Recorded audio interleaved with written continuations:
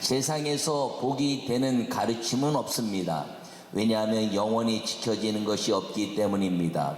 시대마다 가르침의 기준이 달라지기 때문입니다. 그러나 하나님이 복이 되는 명령은 지키면 반드시 이루어지는 영원한 약속입니다. 할렐루야. 여러분, 세상에서 이 영원히 복에 대한 가르침을 주는 게 없습니다. 그것은 시대마다 다 요동치고 이것을 하면 복을 받는다, 이것을 하면 복을 받는다라고 얘기하지만 사실 그때마다 전부 다 이 복의 기준은 전부 다 쟁취라는 것이죠. 예전에는 철학을 해야지 돈을 벌 수 있다고 얘기했는데 지금은 너튜브인가 유튜브인가 해야 돈 번다는 거예요. 이 시대마다 다 달라집니다. 그러나 하나님의 명령은 태초부터 지금까지 지키기만 하면 주님이 주시는 위대한 복을 누리게 하신다는 영원한 약속인 걸 꼭 기억하기를 간절히 바랍니다. 오늘 본문의 말씀은 한 서기관이 예수님께 찾아왔습니다. 이 앞에 본문에 보면 사두개인들이 부활에 관한 것을 막 논쟁을 하고 있으니까 이 서기관 한 사람이 이 논쟁을 끝내기 위해서 예수님께 질문합니다. 예수님, 당신은 이 모든 논쟁을 끝낼 수 있는데 저들이 얘기하는 거 다 정리하고 이 세상에서 가장 큰 계명이 무엇입니까? 이렇게 이야기하니까 예수님께서 첫째는 하나님을 사랑하라, 둘째는 이웃을 사랑하라, 이것이 큰 계명이다라고 말하자 이 서기관이 이것을 하나님을 사랑하고 이웃을 사랑하는 것, 이것이 모든 전체로 드리는 번제 제사보다 더 아름다운 것입니다라고 예수님은 첫째와 둘째라는 의미를 가지고 설명을 했는데 이 서기관이 그것을 묶어서 하나님 사랑, 이웃 사랑이 하나입니다라고 고백해내고 있습니다. 그랬더니 예수님께서 너가 참 이제 지혜 있게 대답했구나 라고 생각하시면서 하나님의 나라가 멀지 않도다 이렇게 말씀하시는. 왜 하나님의 나라가 멀지 않냐면 이 말씀을 정확하게 깨달았다는 것이죠. 첫째와 둘째라는 의미를 가지고 있지만 하나님 사랑과 이웃 사랑은 한 계명이라는 것입니다. 왜? 여호와 하나님께서 10계명으로 10가지 주셨지만 한 판에 주셔서 한 가지로 딱 말씀하신 것은 사랑이다 라고 말씀했기 때문입니다. 그런데 왜 하나님의 나라가 임했다라고 말씀하지 않고 하나님의 나라가 가까웠다 말하고 있냐면 이 사두개인이나 이 서기관이나 율법사들이 예수 그리스도를 메시아로 받아들이지 않았기 때문인 것입니다. 만약에 예수님을 메시아로 받아들였다면 주님의 은혜가 내게 임했다, 구원이 내게 임했다, 하나님 나라가 내게 임했다 이렇게 말할 터인데 이들이 예수님을 한 선지자요, 또 다른 이제 마태복음이나 누가복음에도 나오는데 이 사건을 통해서 예수님을 넘어뜨리려고 하는 자들의 모습이 서기관이요, 사두개인이요, 율법사들이었기 때문에 메시아로 받아들였다면 하나님의 나라가 임했을 터인데 하나님의 나라가 가깝구나, 이 너가 조금만 더 나를 알면 나를 메시아로 받아들일 터인데 라고 말씀하고 있는 것입니다. 오늘 이 서기관을 통해서 둘을 하나로 합쳐서 고백을 받으신 예수님께서는 이 계명 하나님의 사랑과 이웃 사랑이 하나인 것을 완벽하게 말씀하고 있는 걸 기억하기를 간절히 바랍니다. 자기 몸으로 하나님을 사랑한다는 것이, 자기 몸으로 이웃을 사랑하는 것. 여러분, 하나님의 영광을 위해서 사는데 너희 몸으로 하나님께 영광을 돌려라 이렇게 말씀하고 있는 것입니다. 그러므로 우리 몸으로 하나님께 영광을 돌리고 또 우리 몸으로 이제 이웃을 사랑하라 라고 말씀하는 것이죠. 그래서 우리 몸이 하나님의 성전인 것과 하나님의 성령이 거하시는 하나님의 나라가 되게 하는 것, 이것이 가장 큰 계명을 지키는 하나님의 역사요, 축복의 명령을 지켜내는 하나님의 은혜의 축복의 장소요, 성전이 된다는 것을 말씀하고 있는 걸 기억하기를 바랍니다. 그러므로 이 하나님의 그 은혜는 무엇이냐면 하나님의 이 나라에 대해서 한 가족이 된다는 것입니다. 하나님을 아버지로 섬기고 그리고 모두가 한 가족이 되었을 때 하나님을 사랑하고 이웃을 내 몸처럼 사랑하는 하나님의 나라가 임하게 되면, 그 하나님의 나라가 임하게 되는 것 자체가 그 하나님의 복을 누리게 된다는 것을 말씀하고 있는 걸 기억하기를 바랍니다. 첫 번째 말씀을 함께 읽겠습니다. 여호와 하나님을 사랑하라. 할렐루야. 오늘 본문에서 29절과 30절에 말씀하시기를 예수님께서 대답하시되 첫째는 이것이니 물었거든요. 이 서기관이 물었어요. 계명, 가장 큰 계명이 무엇입니까? 라고 물으니까 예수님께서 대답하시되 첫째는 이것이니 이스라엘아 들으라. 주 곧 우리 하나님은 유일한 주시라. 내 마음을 다하고 목숨을 다하고 뜻을 다하고 힘을 다하여 주 너희 하나님을 사랑하라 하신 것이라. 할렐루야. 여호와 하나님을 사랑하는 데는 어떻게 사랑하냐면 마음을 다하고 목숨을 다하고 뜻을 다하고 힘을 다하여 너희 하나님을 사랑해라. 할렐루야. 이 말을 한마디로 이야기하면 어떻게 사랑하라는 것이냐면 하나님을 경외함으로 사랑해라 라는 것입니다. 그게 아멘. 여러분, 이 경외한다는 것은 두렵고 떨림이라는 의미를 가지고 공경으로 또 떨림으로 두려움으로 라는 의미를 가지고 있지만, 실제 이 경외라는 의미는 그거 하나만 집중하여 내 인생의 모든 것들을 다 없어지면 내가 망할 것 같은 두려움이 임했지만 다 버려두고 한 가지에 집중하는 것, 이게 경외라는 것입니다. 아브라함이 갈대아 우르에서 이제 아버지 데라와 함께 조카 롯과 함께 온 가족들이 가나안 땅으로 이제 향하게 됐습니다. 근데 하란 땅에 머물면서 데라인 그 아버지가 먼저 죽은 롯의 아버지, 아브라함의 이제 동생이기도 했지만 그 롯의 아버지 하란이라는 이름의 땅에 거하니까 그 아들 생각이 나서 떠날 수가 없는 거예요. 그리고 거기서 큰 이제 부자니까 아주 엄청난 그 땅에서 모든 것들을 누릴 수 있게 됐고, 그 땅도 얼마나 옥토인지 모릅니다. 제가 성지순례를 갔을 때 그 아브라함의 하란 땅에 가봤는데, 그 하란 땅에 갔는데 그 당시 그 지금도 그만큼 큰 집이 없어요. 아주 그냥 큰 집으로, 흙집이지만 3층으로 이렇게 돼 있어서 아주 큰 저택인데, 그 당시에 그런 집이 있었으니 얼마나 큰 부자였겠습니까? 그런데 거기에 머물러 버린 거예요. 누구 때문에? 하란이라는 아들을 죽은 아들에게 매여서. 하나님의 명령은 떠나서 가나안 땅에 가라는 것인데 중간에 환경에 의해서 자기의 삶이 묶여버린 것입니다. 하나님의 말씀이 묶여버린 것입니다. 그러자 아브라함에게 다시 말씀하셔서 아브라함아, 아비, 본토, 친척, 집을 떠나 내가 지시할 땅으로 가라, 이렇게 말씀하십니다. 근데 왜 아비 집을 떠나라 그러냐?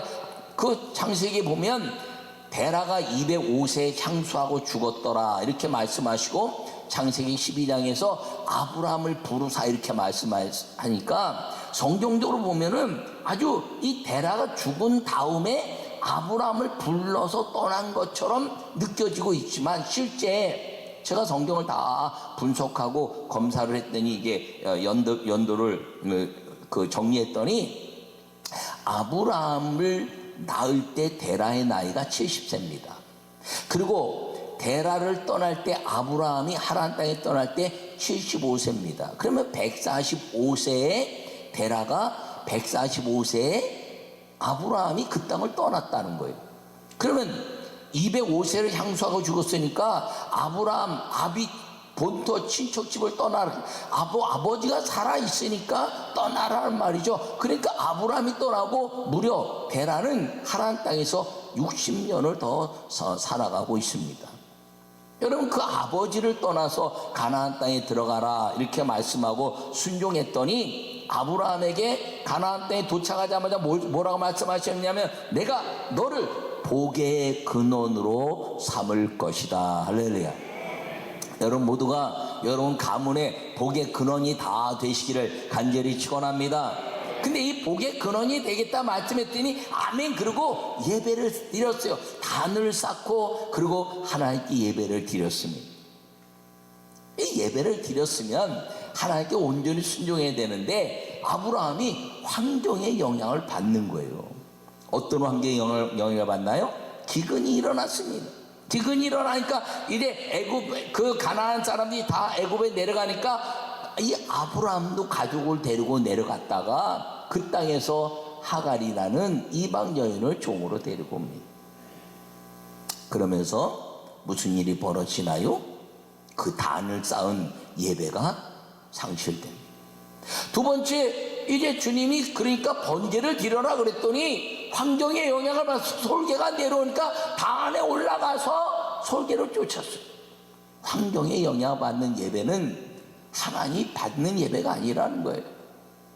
여러분 이제 할례를 행하고 그러고 나서 마지막 아브라함에게 말씀하신 것이 무엇이냐면 너가 이렇게 계속 실패해서 환경의 영향을 받다가 다 실패했으니 너의 가장 중요한 너의 가장 소중한 환경을 너가 넘어설 수 있느냐라고 말씀하시면서 100세에 낳은 아들을 번제로 드려라 이렇게 말씀합니다. 아브라함이 모리아산까지 헤브론에서 사흘길을 갔다 이렇게 말합니다. 오늘날로 말하면 자동차로 타면 1시간이면 가는 거리예요. 낙타를 타도 왕복 하루면 충분히 가서 제사를 드리고 올 수 있는 거리예요. 근데 사흘을 갔다는 것입니다. 아브라함이 사흘을 가면서 많은 생각을 했겠죠. 어떤 생각했을까요? 많은 사람들이 이 아들을 어떻게 바치냐, 차라리 주지 말지, 아니 하나님 어떻게 이 아들을 바치라고, 그 생각을 안 한 겁니다. 그 생각했다면 아브라함이 이삭을 절대로 바치지 못합니다. 야 아브라함아, 아니 이삭아, 그냥 가자. 100세에 낳은 아들, 너 이제 이만큼 장성인데 내가 어떻게 너를 번제로 그냥 가자라고 고민했으면 포기했을 것입니다. 그럼 아브라함이 어떤 마음으로 갔을까요? 사흘을 금식했죠. 먹을 일이 있겠습니까? 배가 고파도 고픈 것 같지 않고, 그러면서 무슨 이야기를 했을까요? 주님, 내가 갈대아우를 떠나서 하나님 땅을 떠나서 하나님 명령에 순종했는데 단을 쌓아서 실패했고, 저 애굽에 내려가기 전에 여호와께 묻고 이 기근을 어떻게 이길까를 물었어야 했는데 기도하지 않은 죄 용서해 주시옵소서. 하갈이라는 이방 여인을 불러다가 그 이스마엘을 낳은 죄를 용서해 주시옵소서. 이번엔 성공해야 되는데 번제도 실패했고, 그리고 이제 할례를 행해서 하나님 나에게 이루어 주셨지만 내가 이 환경에 지배받던 것 주님 다 용서하시고 이번만큼은 성공하게 해주시옵소서. 이번만큼은 성공하게 해주시옵소서라고 기도하면서 결심하고 마음과 뜻을 정한 시간이 그 사흘의 모리아산을 향한 발걸음이었다고 여러분들이 기억하기를 바랍니다. 왜요? 그랬기 때문에 이삭을 드릴 수 있었던 것입니다. 그 사흘의 기도를 통해서 아브라함이 히브리서에 말씀하시기를 아브라함은 이삭을 드릴 때 그 이삭을 하나님은 살리실 것을 믿었더라. 할렐루야. 기도라는 것은 죽은 자도 살리시고 병든 자도 고치시고 하나님의 역사가 일어나게 하신다는 것을 결단하게 하고 오직 주님, 오직 예수, 오직 성령으로 이끌리게 된다는 걸 기억하기를 축원합니다. 두 번째 말씀을 함께 읽겠습니다. 가장 가까운 사람을 사랑하라. 할렐루야. 두 번째 예수님 말씀하시기를 31절에 둘째는 이것이니 내 이웃을 내 자신과 같이 사랑하라 하신 것이라. 이보다 더 큰 계명이 없느니라. 할렐루야. 여러분, 십계명은 두 가지로 정리해 주셨습니다. 예수님이 하나님을 사랑하고 이웃을 사랑하라. 근데 사실은 이 두 가지가 뭐라고요? 가장 큰 계명 하나라는 거죠. 하나님 사랑, 이웃 사랑. 이것이 하나의 계명이다라는 것을 잊지 않기를 바랍니다. 근데 이웃이 누구냐? 이웃이 가장 가까운 사람이라는 거죠. 여러분, 지나가는 사람이 나와 관계없어요. 그 사람들이 이웃이 아니에요. 나와 무엇인가 부딪혀 갈 때, 나와 무엇인가 가까움으로 이제 엮어져 갈 때 그 사람이 이웃이 되고 그 사람을 사랑하라 라는 것임을 기억하기를 바랍니다. 십계명의 이웃을 사랑하는 말씀이 무엇인가요? 이제 1번부터 5번까지는 하나님 사랑, 그리고 하나님만 섬겨라, 하나님의 이름을 망령되이 여기지 마라, 안식일을 거룩하게 지켜라, 그리고 어떤 것으로도 우상을 만들지 마라, 그리고 네 부모를 공경하라. 우리 교회는 여기까지가 하나님 사랑이라고 제가 가르칩니다. 부모를 공경하는 것이 하나님처럼 공경할 때 땅에서 잘 되고 장수한다는 약속이 성경에 있기 때문에, 그래서 1번부터 4번까지는 보이지 않는 하나님이요, 5번 부모를 공경하라는 보이는 하나님을 섬기는 것임을 꼭 기억하기를 바랍니다. 그럼 6번째, 살인하지 말라. 그리고 이제 이야기하는 것이 간음하지 말라, 도둑질하지 말라, 내 이웃을 거짓 증거하지 마라, 그리고 내 이웃의 집을 탐하지 말라, 이렇게 말씀하고 있는 것이거든요. 그러니까 살인하지 말라부터 6번부터 10번까지가 이웃에 관한 거지. 나를 중심으로 해서 하나님 사랑, 나를 중심으로 하지 말라, 그리고 이제 이웃의 것을 탐하지 말라 하는 것이, 나를 중심으로 해서 5가지, 보이지 않는 하나님, 보이는 하나님을 사랑하고, 그리고 나와 가까이 있는 사람을 사랑해라 하는 것입니다. 여러분, 가까이 있는 사람을 살인하는 겁니다. 말로도 살인하고 실질적으로 살인하는데, 왜 살인하냐? 분쟁 때문에 살인한다는 것이. 여러분, 미가서 7장 6절에 아들이 아버지를 멸시하며 딸이 어머니를 대적하며 며느리가 시어머니를 대적하리니 사람의 원수가 곧 자기 집안의 사람이니라라고 말씀합니다.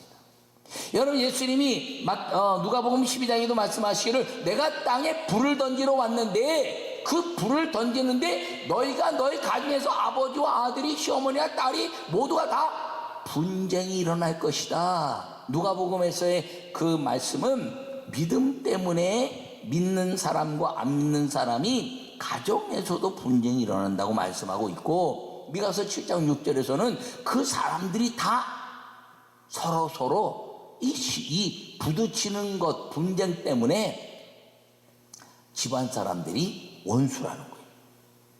여러분, 가까운 사람이 살인하는 겁니다. 분쟁 때문에.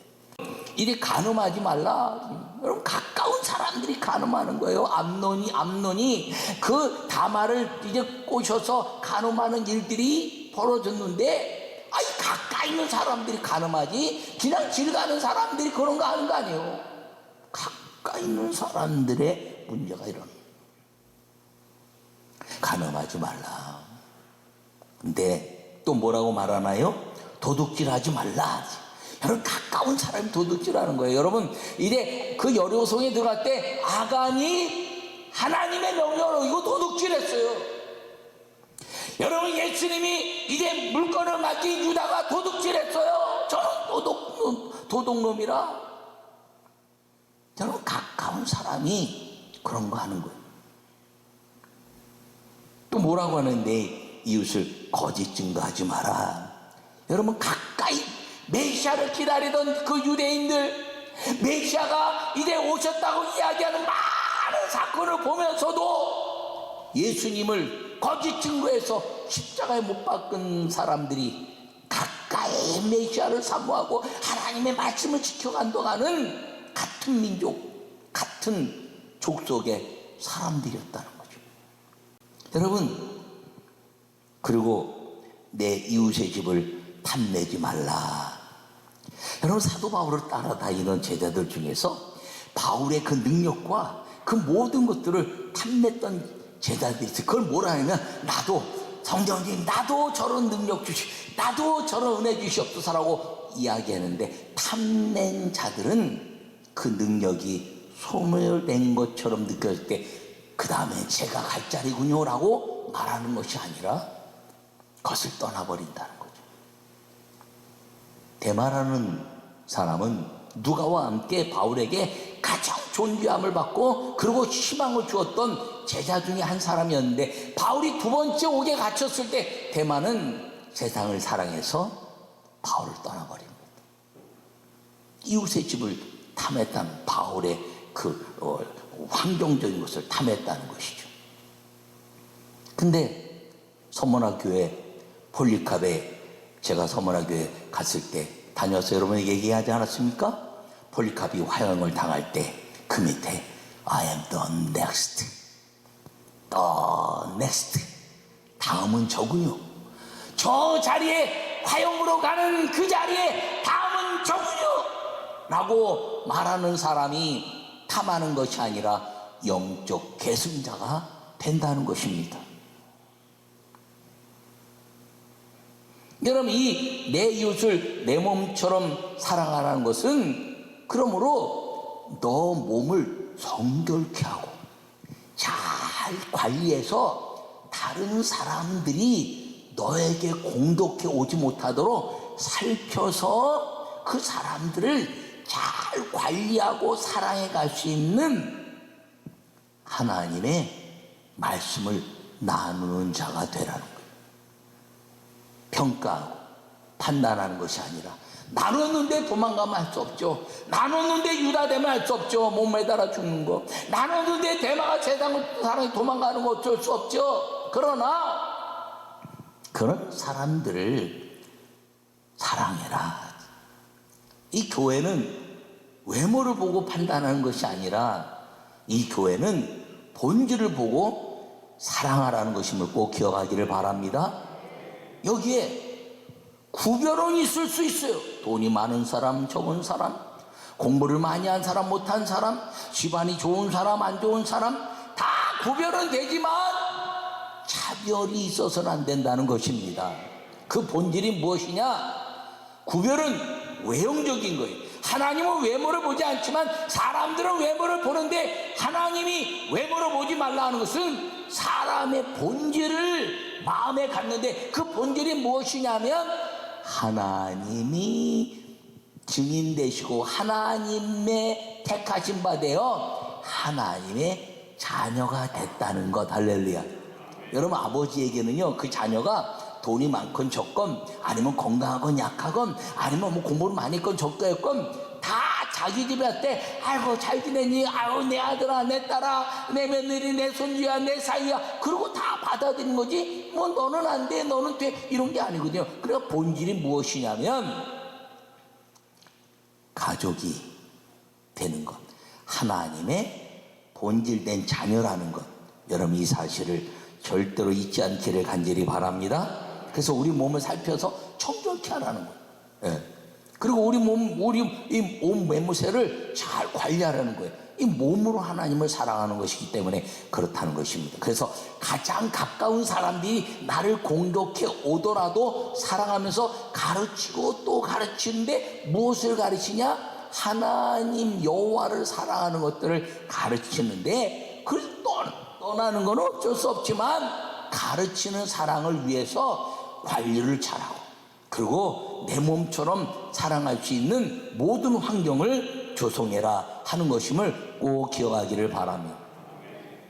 하나님의 저주는 언제나 돌이킬 수 있고, 하나님의 축복은 반드시 이룰 수 있다는 것. 이것이 무엇이냐면 축복이 되는 이 명령, 하나님을 사랑하고 이웃을 사랑하는 이 계명을 수장절마다 조막절마다 여러분 자녀들에게 심어지는 하나님의 가정이 되기만 하면, 여러분들의 가정은 그 모든 삶의 기적의 삶, 은혜의 삶을 누린 성령 충만한, 성령이 동행하시는 믿음의 가정이 된다는 것을 믿으시고, 그 주의 크신 은혜가 무엇인가를 마음에 잘 새겨서 여러분과 자녀들과 그 자손 대대로 축복이 되는 명령을 지키고, 하나님은 여전히 살아계신 위대하신 전능자라는 것을 누리고 사는 우리 모두가 되시기를 간절히 축원합니다.